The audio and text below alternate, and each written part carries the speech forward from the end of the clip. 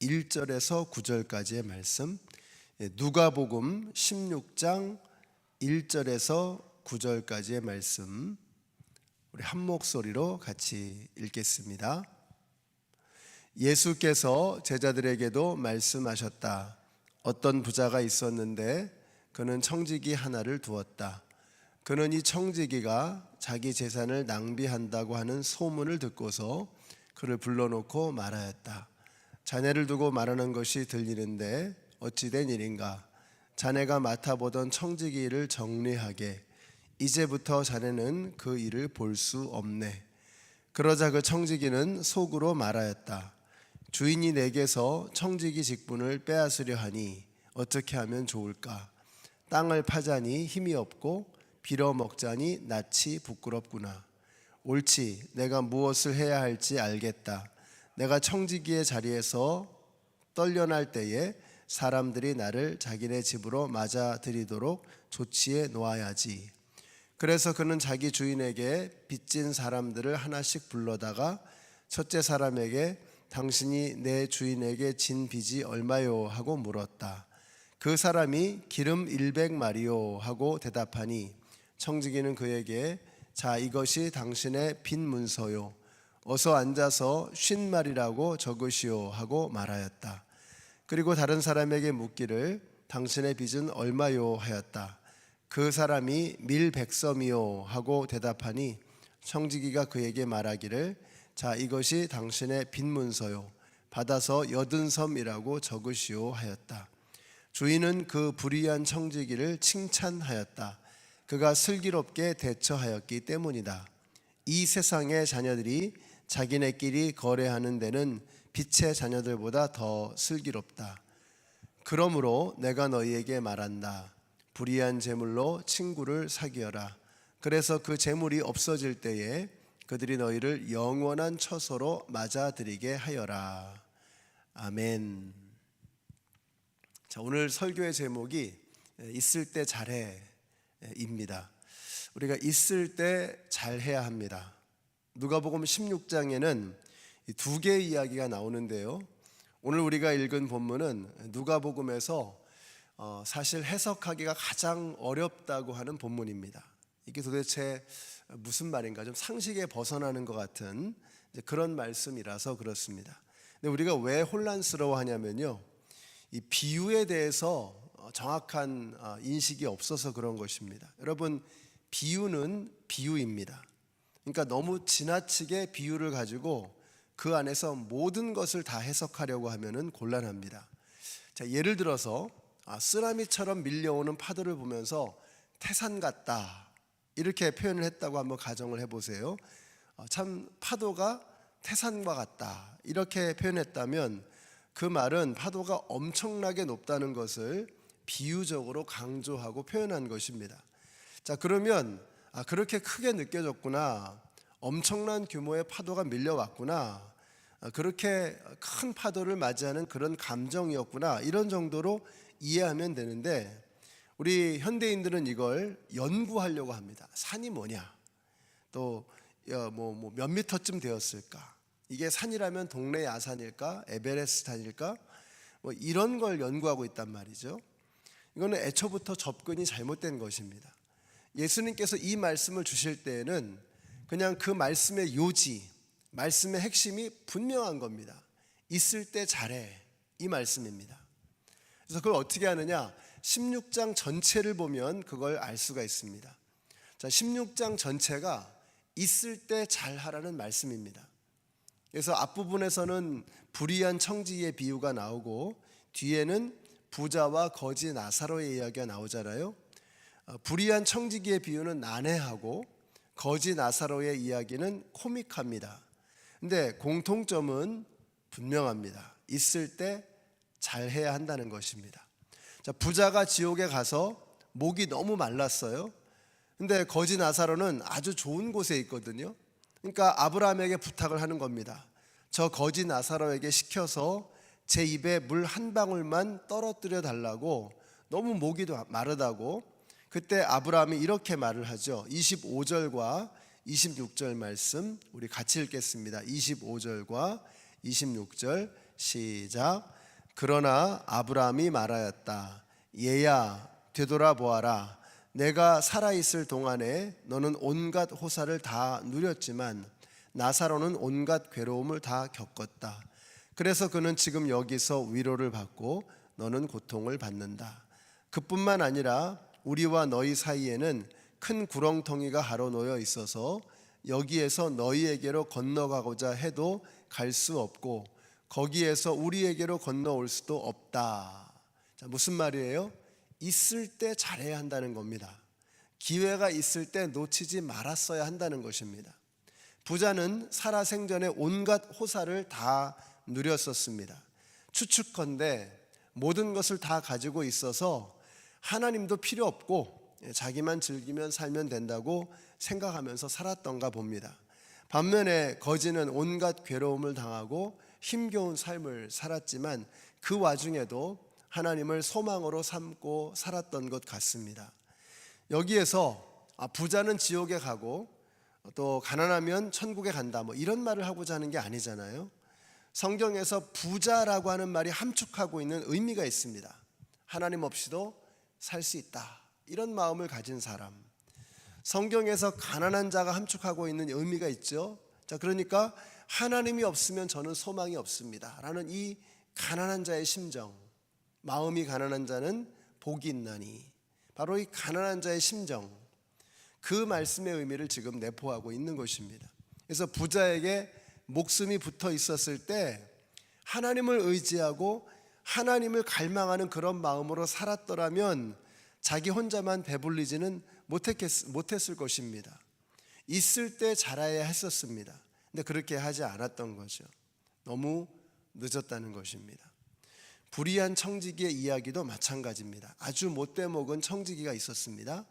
영어 성경에 보니까 dishonest manager이라고 되어 있습니다. 이 사람이 계속 주인의 돈을 빼돌리고 일도 열심히 하지 않는 부정직한 매니저였습니다.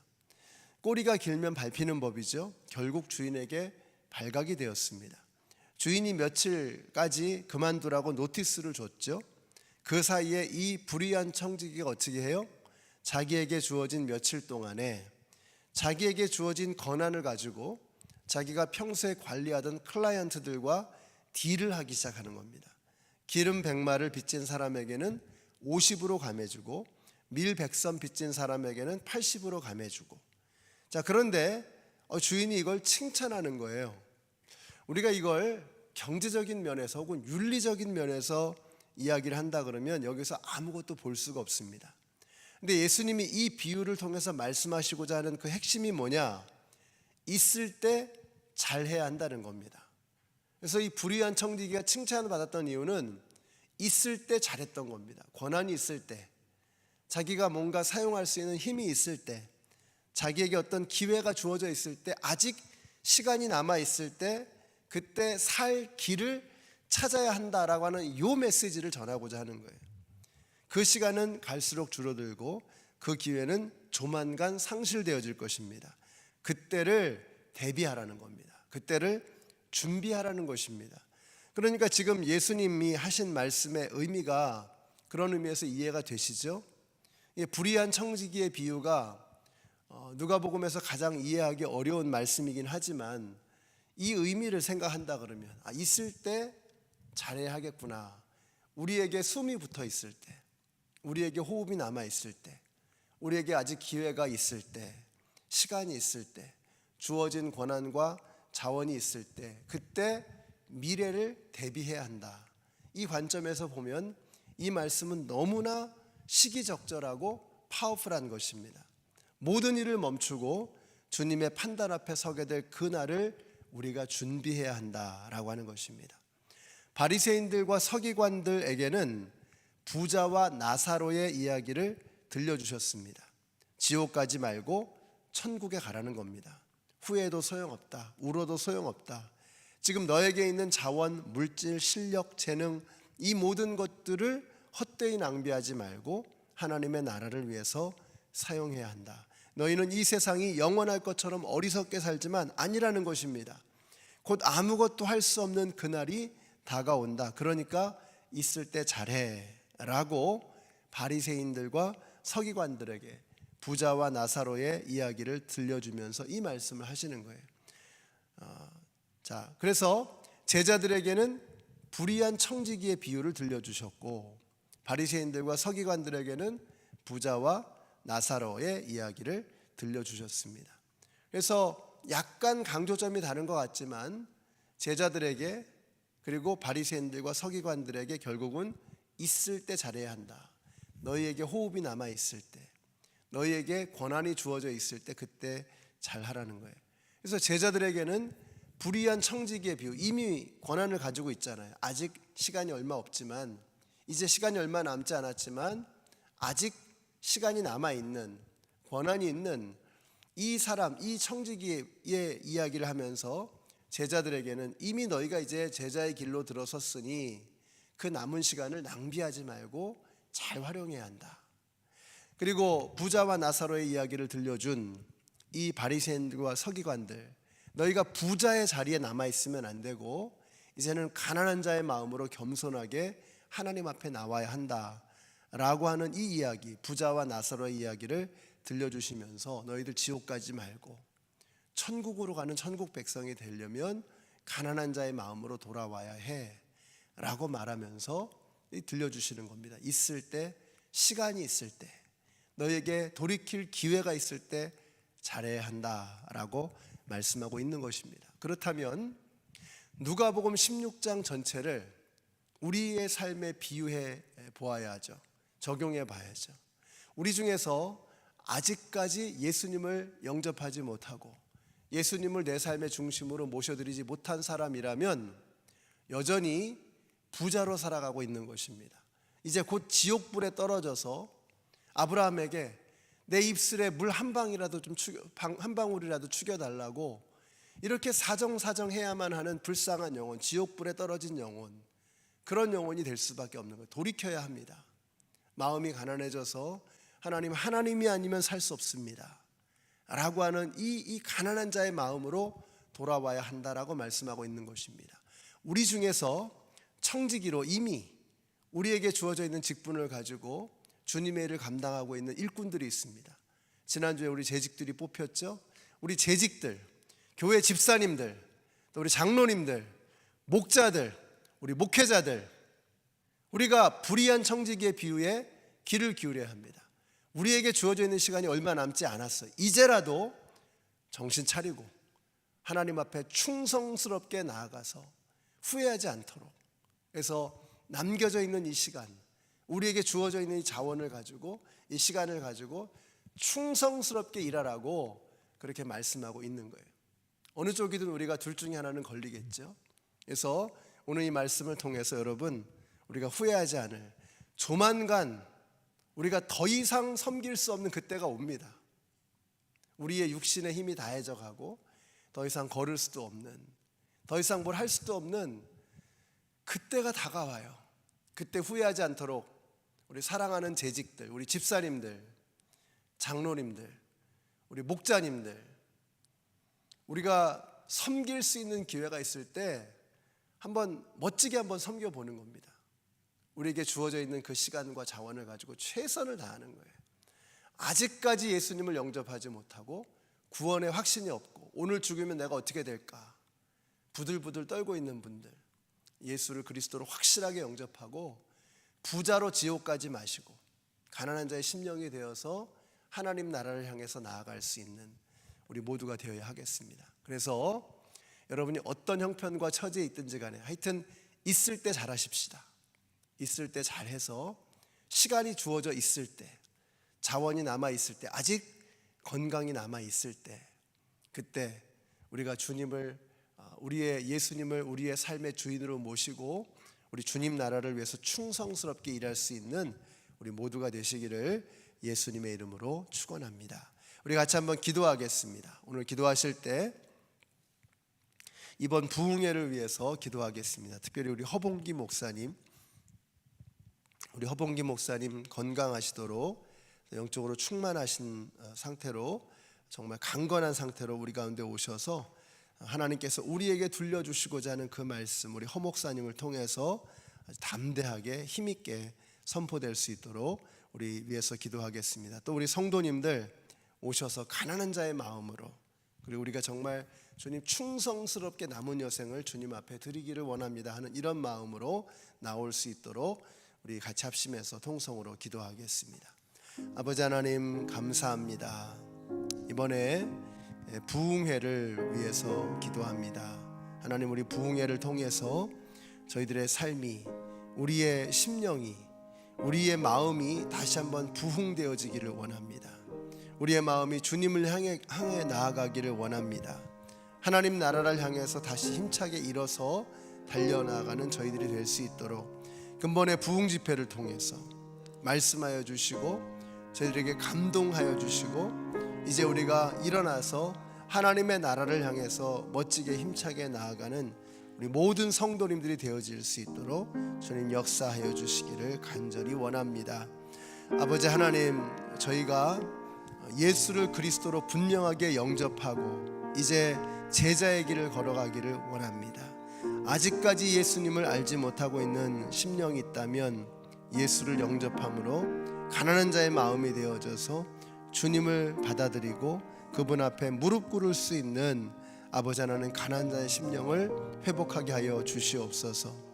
우리가 이제 주님의 제자가 되었다면, 이제 주님의 일꾼이 되었다면, 이제 우리에게 남겨져 있는 그 시간, 우리에게 남겨져 있는 그 주신 그 권한, 그것을 낭비하지 아니하고 충성스럽게 그것을 잘 사용하여서, 지혜롭게 잘 사용하여서, 그래서 아버지 하나님 주님께서 우리에게 오실 때 우리가 주님 앞에 서는 그날에 부끄럽지 않도록 아버지 하나님 우리 가운데 역사하여 주시기를 간절히 원합니다. 하나님, 우리가 무엇을 위해 살아가야 하는지, 어떤 목적을 가지고 살아가야 하는지를 알게 하여 주시옵소서. 하나님 도와주시기를 원합니다. 오늘 특별히 이제 중보기도 팀의 홈커밍 데이입니다. 친구 초청 우리 중보기도 모임하는 날입니다.